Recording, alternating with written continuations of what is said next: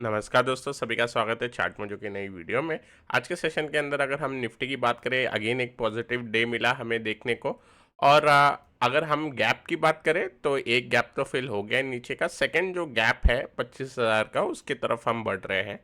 यहाँ पे आज का जो हाई है लगभग आपको देखने मिलता है 24,790 के आसपास, मतलब 24,800। इसको एक इम्पोर्टेंट लेवल हम मान लेंगे। तो 24,800 के ऊपर अगर हम कल जाएंगे तो मेरे हिसाब से एक बार के लिए इमीडिएटली एक 60 to 70 पॉइंट्स देखने मिलने चाहिए, मतलब 860 के आसपास का पहला लेवल हमको देखने मिलेगा। लेकिन ये निकलने के बाद असली फिर एक बड़ी गैप फिल की शुरुआत होगी।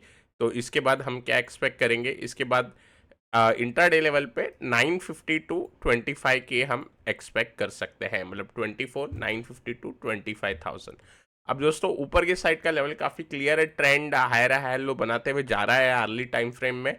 और अगर हम डेली टाइम फ्रेम की इस चैनल की भी बात करें तो इस चैनल का अगर आप लेंथ देखोगे तो लगभग 950 के आसपास तक आपको आते हुए दिखाई देगा। सो ओवरऑल ऐसा लग रहा है देख के कि एक बार के लिए अगर आज डाउ ने फिर साथ दिया तो मार्केट डेफिनेटली एक बार अप मूव दिखाएगा। और डाउ अगर साइडवेज भी रहता है तो भी आई थिंक मोमेंटम बन गया है, लास्ट 2 दिन ग्रीन में बंद हुए, चैनल पैटर्न का भी ब्रेकआउट है, तो बायस अपसाइड का ही मार्केट बना के चलेगा। अब एक बार डाउ पे व्यू बनाते हैं। डाउ अगर हम देखते हैं तो आज एफओएमसी की मिनट्स रहेगी रात में, लगभग 11:30 के आसपास ये डेटा अपने को देखने मिलेगा, तो इससे इम्पैक्ट पड़ेगा। लेकिन अगर डाउ मेंटेन करता है 40,700, इवन 40,600 के ऊपर रहता है तो भी उससे एक हम पॉजिटिव ही मानेंगे। एक साइडवेज यहाँ पे एक हर्डल देखने मिल रहा है। खास बात क्या है दोस्तों, ये इतनी बड़ी अपमूव आई डाउ में, लेकिन जो हॉल्ट बना दोस्तों, हॉल्ट में ये जो ग्रीन कैंडल है इसके ऊपर ही हॉल्ट बना यहाँ पे, मतलब बनता हुआ दिखाई दिया। तो अपसाइड अगर हॉल्ट होते हुए दिखाई दे रहे हैं, मतलब कहीं ना कहीं भाव होल्ड हो रहा है एट दी हायर लेवल। और आज आई थिंक एफओएमसी की मिनट के बाद थोड़ा और क्लैरिटी मिलेगा तो यहाँ पे भी एक अपमूव आने की चांसेस है। अगर आप यहाँ पे एक फॉलिंग रेजिस्टेंस लाइन बना के देखेंगे तो लगभग हम ये जो दो लेवल जो कनेक्ट करते हैं रेजिस्टेंस लाइन, या हम दो पीक कनेक्ट करते हैं तो इससे एक रेजिस्टेंस लाइन बनती है, लगभग वहाँ पे ये हम हॉल्ट होते हुए दिखाई दे रहे हैं। लेकिन ये निकली तो हम सीधा डाउ पे 41,300 की क्लोजिंग आसपास एक्सपेक्ट करेंगे। उससे निफ्टी बैंक निफ्टी सब में तेजी बनने के चांसेस रहेंगे। बैंक निफ्टी की आज बात करूं तो बैंक निफ्टी में एक डाउन मूव था in the morning, but closing होते होते बैंक निफ्टी फिर एक पॉजिटिव बंद हो गया। लगभग अगर हम देखें तो dragon fly doji type formation है, अगेन पॉजिटिव इंडिकेशन ही है। डाउन साइड का सच व्यू नहीं लगता है। ऊपर के साइड अभी तक बैंक निफ्टी थोड़ा ऊपर चले जाना चाहिए था, लेकिन थोड़ा बहुत अंडर परफॉर्मेंस है बाकी मार्केट के सामने। लेकिन आज जैसे हमने देखा कि निफ्टी आईटी थोड़ा बहुत साइडवेज था, लेकिन बाकी रिलायंस ने संभाल लिया, तो कोई ना कोई लाच के पाके एक बार मूव दे देगा। तो आई थिंक यहाँ पे भी बैंक निफ्टी पे जो 51,500 का लेवल अगला दिखना चाहिए हमें जल्दी। कल अगर हम बात करें, आज बैंक निफ्टी की एक्सपायरी हो गई, तो कल अगर बैंक निफ्टी 50,850 के ऊपर जाएगा तो हम एक्सपेक्ट करेंगे 51,500। तो यहाँ पे लेवल क्लियर है और एक हर्डल बनेगा ये फॉलिंग रेजिस्टेंस लाइन। लेकिन मेरे हिसाब से अभी आप अगर ये रेंज देखोगे, ये रेंज के ऊपर फाइनली डिसाइसिवली एक बार ब्रेकआउट दे देगा तो एक 51,500 के लेवल ज़रूर आते हुए दिखाई देने चाहिए यहाँ पे भी। तो सारी चीज़ें पॉजिटिव है। और मिड कैप को भी हम एक बार देख लेते हैं, क्योंकि मिड कैप ने अपना सेकंड गैप फिल कर लिया है। तो फर्स्ट गैप बहुत पहले ही फिल कर लिया था और आज मिड कैप ने सेकंड गैप फिल कर लिया है। कल जैसे ही मिड कैप फिर से 58,550 के ऊपर निकलेगा, फिर इसमें आई थिंक एक बार बाइंग बनेगी और बाइंग बनते बनते इसमें 59,000 हम इजीली एक्सपेक्ट कर सकते हैं। निफ्टी थोड़ा लेगार्ड है तो 59,000 के लिए मिड कैप निफ्टी पे एक बार उम्मीद रहेगी। दोस्तों अब बॉन्ड यील्ड की अगर बात करें तो बॉन्ड यील्ड हल्का सा नीचे जा रहा है, क्योंकि आज फेड की मिनट है। अगर 0.50 बेसिस पॉइंट की बात हो गई, कैसे भी करके अगर मार्केट एक व्यू बना लेता है कि अब सर्टेनिटी है सितंबर में 0.50 बेसिस पॉइंट कट की, तो ये फिर थोड़ा सा और नीचे चले जाएगा और डॉलर इंडेक्स नीचे जा ही रहा है। आज 100.5 तक ये जाने की एक बार कोशिश ज़रूर करेगा। तो अब इसमें ब्रेंट की बात करते हैं। ब्रेंट साइडवेज है ब्रेंट में अब एज सच कोई सेटअप नहीं बनेगा थोड़े टाइम तक। मेजर सेटअप ब्रेंट में बनेगा 74.5 के नीचे, मतलब ये जो सिमेट्रिकल ट्रायंगल आपको दिखाई दे रहा है डेली चार्ट, अभी फिलहाल डेली चार्ट लगाया मैंने, यहाँ पे आप देख सकते हो एक सिमेट्रिकल ट्रायंगल, ये ब्रेक डाउन जब देगा तो यहाँ पे हमें एक मूव दिखाई देगी। तो 74.5 के लेवल को हम वॉच करेंगे। थोड़ा बहुत यहाँ पे चॉपीनेस रहेगी ब्रेंट में, तो और कोई अगर रिवर्सल का सेटअप रहेगा तो एक बार डिस्कस करेंगे आने वाले सेशन में। गोल्ड और सिल्वर अभी भी तेजी बनाए हुए हैं, सिल्वर थोड़ा नीचे गोल्ड से, लेकिन ओवरऑल पॉजिटिव है कमोडिटी के अंदर। अब दोस्तों काउंटर की बात करते हैं। काउंटर के अंदर बात कर लेते हैं सबसे पहले जो कल हम डिस्कस कर रहे थे आईसीआईसीआई प्रू लाइफ का फ्लैग पैटर्न। फ्लैग पैटर्न पे एक बार हॉल्ट लिया है। यहाँ पे अगर हम देखें प्राइस एक्शन, तो यहाँ पे एक अच्छा खासा पोल बना, पोल के बाद एक साइडवेज बिहेवियर। आज ब्रेकआउट के टाइम एक साइडवेज वाला बिहेवियर देखने मिला, जो कि कॉमन है, हमें देखने मिलता है। कभी ब्रेकआउट वाले दिन डोजी बन जाती है, स्पिनिंग टॉप बन जाता है, या ब्रेकआउट का एक दो दिन साइडवेज रह के फिर एक मूव बन जाती है। अगर हम बाकी इंश्योरेंस स्टॉक देखें जैसे एसबीआई लाइफ, तो एसबीआई लाइफ अपने नए हाई पे जाके बंद हुआ है। तो यहाँ पे एक बार मैं एसबीआई लाइफ लगा देता हूँ। तो यहाँ पे आप देख सकते हो एसबीआई लाइफ नए हाई पे जाके बंद हुआ। आई थिंक एचडीएफसी लाइफ भी नए हाई पे जाके बंद हुआ है यहाँ पे। तो थोड़ा सा नीचे है, मतलब प्रीवियस स्विंग लो पे जस्ट टच किया है। तो बाकी दोनों इंश्योरेंस स्टॉक के अंदर मूव थी। तो आई थिंक आईसीआईसी प्रू भी जल्दी हमें यहाँ पे ये जो फ्लैग ब्रेकआउट हुआ है इसके आगे कंटिन्यूएशन दिखाएगा। अब नेक्स्ट जब भी ये 753 के बाहर निकलेगा तो एक और मोमेंटम बनना चाहिए, हालांकि पैटर्न काफ़ी अच्छा है दोस्तों। इसी तरीके से पैटर्न अगर हम देखें तो एडल वाइज में भी बना हुआ था। यहाँ पे एक रेक्टेंगल, बड़ा रेक्टेंगल था, यहाँ पे फ्लैग नहीं था, लेकिन रेक्टेंगल के टाइम देखो क्या हुआ।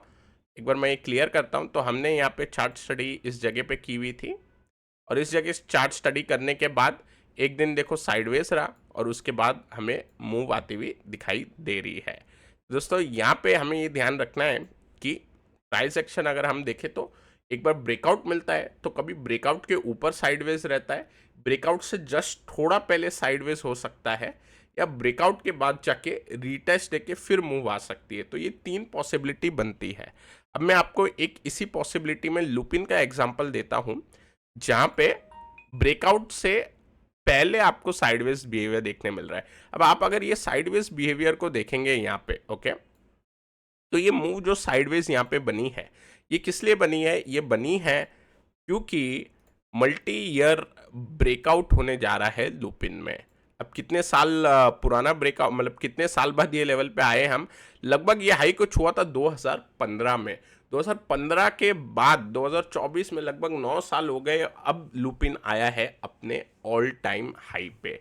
तो दोस्तों यहाँ पे लुपिन ब्रेकआउट देने से पहले कंसोलिडेट कर रहा है, जो कि एक अगेन अच्छी बात है, क्योंकि इसमें क्या होता है, अगर आप डेली चार्ट देखोगे तो ब्रेकआउट से पहले कंसोलिडेट कर रहे हैं, तो यहाँ पे एक फ्लैग लाइक स्ट्रक्चर बन गया है, और यहाँ पे एक मूव आने की फिर पॉसिबिलिटी बनती है from the all time high level.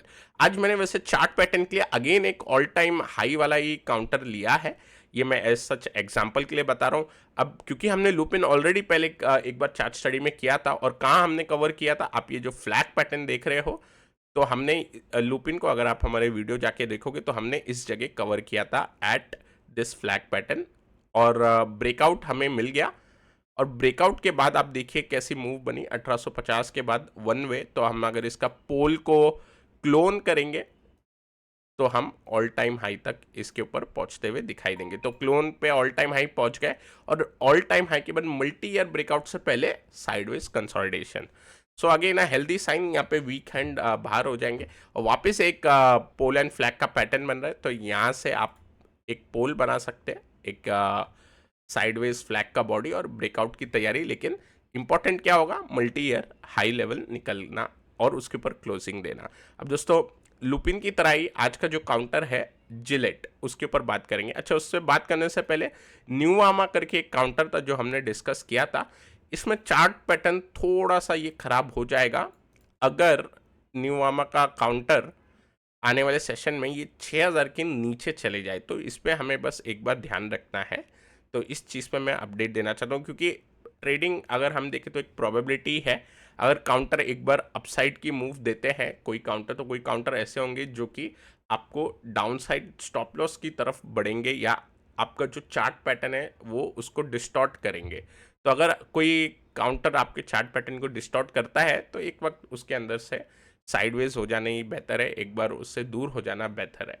अब दोस्तों यहाँ पे पेनेंट पैटर्न है, इस हिसाब से ब्रेकआउट के बाद नीचे रीटेस्ट देने आ गया है यहाँ पे, लेकिन अब और सेलिंग बन के अगर 6000 के नीचे जाता है तो यहाँ पे एक बार के लिए फिर चार्ट पैटर्न डिस्टॉर्ट हो जाएंगे।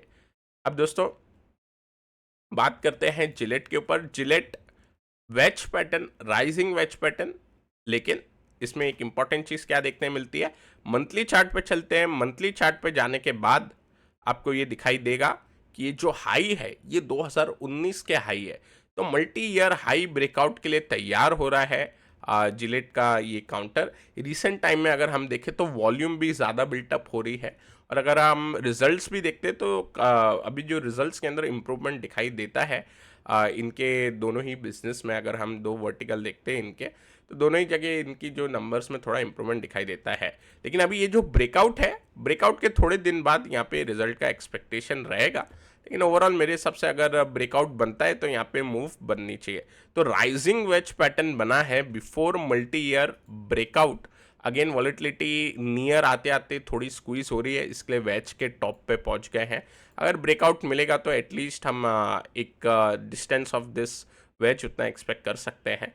तो कल के सेशन में मेरा ध्यान रहेगा इस काउंटर के ऊपर। और दोस्तों इसमें लेवल क्या इंपॉर्टेंट होंगे जिलेट के अंदर, तो 8301, ओके, इस लेवल के ऊपर अगर जाएगा तो एक बार के लिए हम इसे एक ब्रेकआउट कंसिडर करेंगे, और ब्रेकआउट मिलता है तो फिर लेटेस्ट से फिर ये कैसे परफॉर्म करेगा। और दोस्तों एक और इम्पॉर्टेंट अपडेट, हमारे जो टेक्निकल एनालिसिस का प्रोग्राम है इस सैटरडे से स्टार्ट हो जाएगा। तो इसके अंदर हम टेक्निकल एनालिसिस स्क्रैच से सीखते हैं, और ब्रेकआउट होने से पहले कौन से सिग्नल देख सकते हैं, तो वो ब्रेकआउट सून हो जाता है। ब्रेकआउट आने के बाद क्या हम कैसे उसके अंदर पोजीशन बना सकते हैं, उसके बाद राइट कैसे कर सकते हैं, उसके बाद फॉल्स ब्रेकआउट भी आते हैं लेकिन उसका वे एक ही होता है, स्टॉप लॉस, तो स्टॉप लॉस किस हिसाब से लगाए जाते हैं। और इसके अलावा टेक्निकली अगर हम देखते हैं तो अधिकतर चार्ट पैटर्न ही हम समझते हैं कि टेक्निकल एनालिसिस मतलब चार्ट पैटर्न, लेकिन चार्ट पैटर्न उसका सिर्फ एक हिस्सा होता है। यहाँ पे जो मैं आपको चार्ट पैटर्न बताता हूँ वो सिर्फ उसका एक पार्ट है। लेकिन चार्ट पैटर्न से पहले अगर हम देखें तो मार्केट की स्ट्रेंथ देखने के लिए हम मार्केट ब्रेथ देखते हैं। उसके अलावा अगर हम देखें तो रिलेटिव एनालिसिस को यूज़ करते हैं, इंटर मार्केट एनालिसिस को यूज़ करते हैं। तो ये सारी चीज़ें भी एक हिस्सा होती है टेक्निकल एनालिसिस का ही। तो अगर आप चाहते हैं कि आप ये सारी चीज़ें सीखें और आप अपनी लर्निंग फास्ट करना चाहते हैं तो ज़रूर नीचे गए हुए लिंक पे जाके आप एनरोल कर सकते हैं हमारा मेंटरशिप प्रोग्राम। अब दोस्तों आज जो हमने दो काउंटर डिस्कस किए, जिलेट और लुपिन, ये दोनों ही मल्टी ईयर ब्रेकआउट वाले काउंटर है। काफ़ी समय से ये भाव आए नहीं है, लेकिन अब इस बार ये भाव के ऊपर जाके क्लोजिंग अगर मिल जाए तो इन काउंटर के अंदर फिर मोमेंटम बरकरार रहेगा, क्योंकि काफ़ी सॉलिड अप ट्रेंड में हम बढ़ रहे हैं। दोस्तों मैं आशा करता हूँ आपको ये वीडियो पसंद आया होगा। पसंद आया तो लाइक करें, नए हमारे चैनल पे सब्सक्राइब करना ना भूलें। Till then take care, I will meet you in a next video.